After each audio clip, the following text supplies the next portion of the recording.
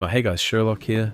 Excuse the voice, I'm recovering from surgery and have COVID right now, so I'm giving an AI voice clone a go. I wanted to get some basic archetype guides out to help new and returning players in New World Aeternum. For more information, you can always visit our website at newworldbuilds.com or flick us a message in the Gnomies Discord with any questions. The game has always been a classless system, letting you switch builds on the fly to keep gameplay fresh. This isn't changing with Archetypes, but AGS is giving us a head start in how we want to play, rather than just dropping us into the game with a sword and saying good luck. There are 7 new archetypes, each with unique advantages and disadvantages. We'll go through each one and explain how you can transition into more meta-focused styles for the late game. My specialty is high-level PvE, so my advice will be from that perspective. I plan to return to streaming raid content and fresh start servers once I've recovered a bit more. The Ranger is the closest you'll get to a rogue-style gameplay.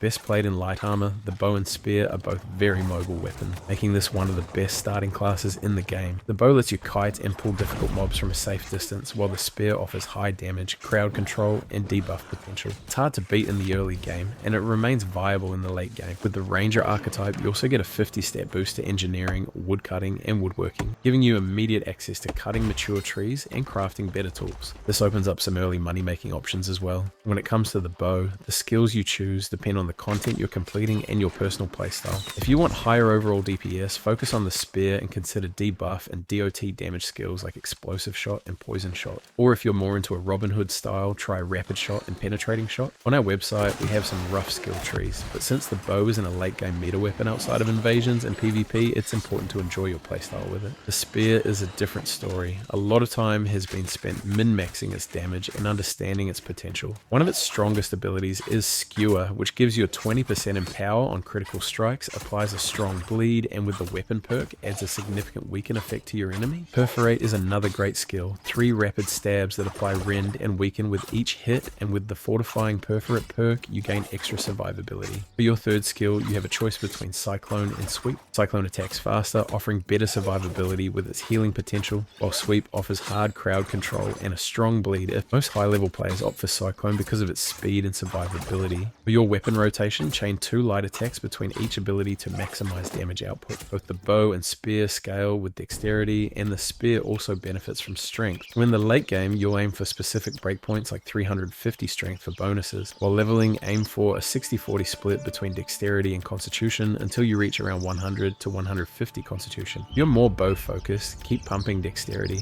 but if you use the spear more, consider adding 25 to 100 points into strength once you pass 200 dexterity. For the bow and spear, you'll want damage con perks like Enchanted, Rogue, and Vicious. For weapon perks, Enfeebling Skewer on the spear is incredibly strong and will carry you through most content. For the bow, Keenly Jagged or Enfeebling Poison Shot are good options, depending on your skill tree. You can farm Life Ring Spear in groups or craft one that fits your needs. In late game PvE, the meta leans heavily toward melee, so having a strong DPS weapon and a utility offhand is crucial. For group content like dungeons, you'll want to transition to the Spear and Great Axe, one of the most versatile builds. That said, the bow can still be strong for invasions and raids, making the Ranger one of the few classes that can fully transition into the late game. Most armor perks in PvE are similar across builds. Usually you'll want Enfeebling Skewer on your spear and Fortifying Perforate on your armor. Depending on whether you main the spear, you might want these perks on your artifacts so you can switch other pieces without losing them. Leeching Cyclone or Bleeding Sweep will depend on your build. Jewelry is pretty standard across most builds.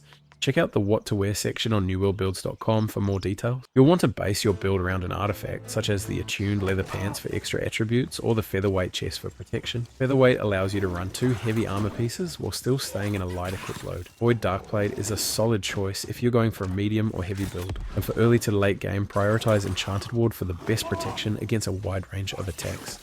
You'll also want to max out Refreshing on 4 armor pieces as the cap is 4. Fill your remaining slots with health, conditioning, or weapon perks that match your build. I hope this has given you a good starting direction on your journey through Aeternum. Keep an eye out for other archetype videos to come, drop a follow, subscribe, and please come say hi on Twitch. It really makes my day.